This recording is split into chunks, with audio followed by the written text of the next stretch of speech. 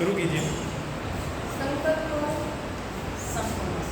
સંપૂર્ણ સ્વાસ્થ્ય એના માટે ખૂબ સરસ માહિતી આપી કે બાળકો છે અત્યારે તે પૌષ્ટિક ખોરાક ખાતા નથી, ફાસ્ટ ફૂડ ખાય છે.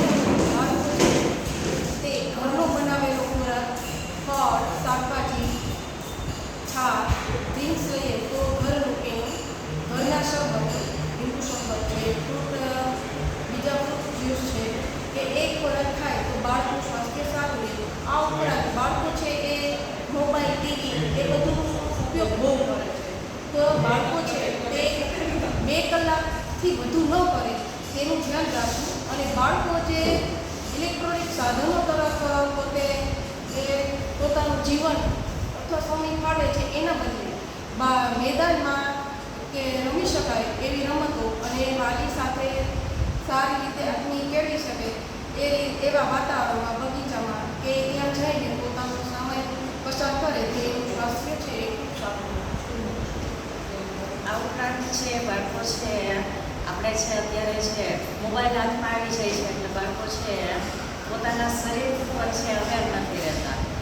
પોતે એક્સરસાઇઝ કરવી, રમતો રમવી, આપણા વડીલો અથવા તો માતા પિતા પાસે છે વાર્તાઓ સાંભળવી, આવું બધું છે હવે ધીમે ધીમે વધતું જાય છે.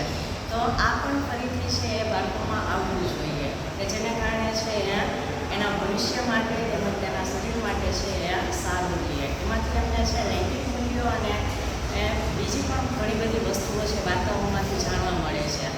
આ ઉપરાંત છે અત્યારે બાળકો છે ખૂબ છે પેકેટ્સનો ઉપયોગ કરે છે. ગમે તે છે જ્યારે જુઓ ત્યારે બાળકો છે પોતાના ઘરના ખોરાકનો ખાવા માટે ઉપયોગને બદલે છે પીઝા છે, બર્ગર છે, સોફ્ટ ડ્રિંક્સ છે, આવું બધું ખાવાનું છે વધારે પસંદ કરે છે. તો બાળકોને ત્યાંથી પણ ફરીથી વાળવા જોશે એના હેલ્થ માટે. અત્યારે રોજ નવી નવી બીમારીઓ આવતી જાય છે તો એ બીમારીઓથી બાળકોને બચાવવા પડશે.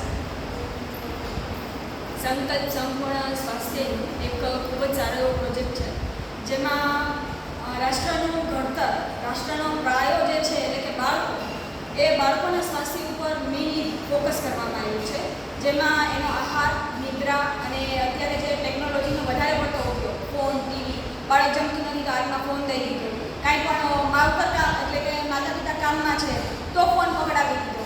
તો આપણે આપણી સુવિધા માટે નહીં